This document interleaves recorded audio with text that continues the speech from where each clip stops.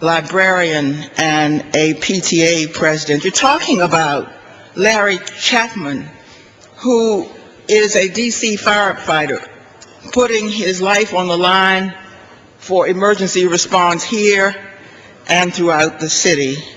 You're talking about Liz Allen, an attorney who has had her first child and has decided to raise this son here in the District of Columbia, even though her family is denied a vote. You're talking about Wade Henderson, like me, a native Washingtonian, president of the Leadership Conference on Civil Rights, who has fought every day for civil rights around the world but has never had a vote in Congress. Like me, he is an African American who grew up in this city when it was a segregated city.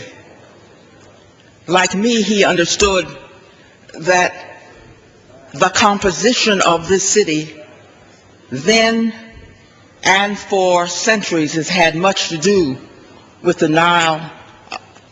denial of voting rights in this city. So, like me, he has argued in these halls that all citizens of the District of Columbia, of every background, finally have the rights that all other Americans now take for granted. This bill is about Evelyn Curtis, a nurse at one of our hospitals, who would love to have a say on health care issues. She can talk to me, but I can't talk to you about what she believes. This bill is ultimately about 650,000 American citizens.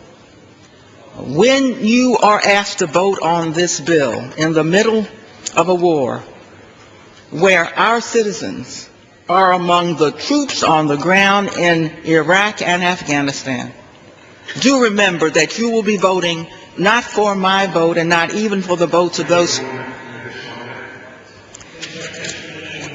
not for my vote, but for the votes of the people who live in the District of Columbia, and especially for the votes of those Washingtonians who, as I speak, are serving in Iraq, Afghanistan, and throughout the world in service to the United States of America.